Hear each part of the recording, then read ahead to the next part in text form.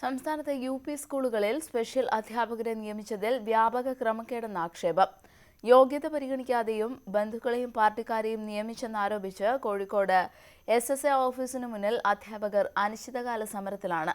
സംസ്ഥാനത്താകെ നടന്ന 2514 നിയമനങ്ങളിൽ ക്രമക്കേട് നടന്നെന്നാണ് ആരോപണം.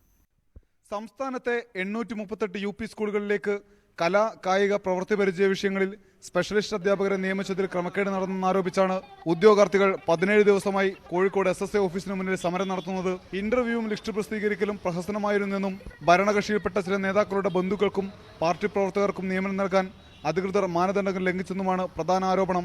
എല്ലാവരും വ്യക്തിപരമായിട്ടും കക്ഷി രാഷ്ട്രീയപരമായിട്ടും മാത്രമാണ് ഈ നിയമനം നടത്തിയിരിക്കുന്നത്. സർട്ടിഫിക്കറ്റ് ഇല്ലാത്തവർക്ക് പോലും നിയമനം ലഭിച്ചെന്നും ആക്ഷേപമുണ്ട്.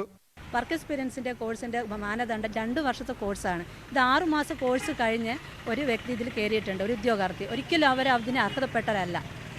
അർഹതപ്പെട്ടവരെ തഴഞ്ഞിട്ടാണ് അവർ ഈ നിയമനം നടത്തിയത്. വ്യക്തമായ തെളിവ് ഞങ്ങളുടെ കയ്യിലുണ്ട്. എന്നാൽ മാനദണ്ഡങ്ങൾ പാലിച്ചാണ് നിയമന നടപടികൾ പൂർത്തീകരിച്ചതെന്നാണ് SSA അധികൃതർ നൽകുന്ന വിശദീകരണം. ഈ സ്റ്റേറ്റ് ഓഫീസാണ് തീരുമാനിക്കേണ്ടത്, സംസ്ഥാന സർക്കാരാണ് ഇതിൻ്റെ നയം തീരുമാനിക്കേണ്ടത്. ഏതായാലും ഇപ്പം ഞങ്ങൾ നടത്തിയിട്ടുള്ളതിൽ ചില ആക്ഷേപങ്ങൾ പറയുന്നത് ബന്ധുക്കളുടെ കാര്യങ്ങൾ. ഞങ്ങളെ സംബന്ധിച്ചോളം ഇതിൽ എല്ലാ ആൾക്കാരും ഒരുപോലെയാണ്.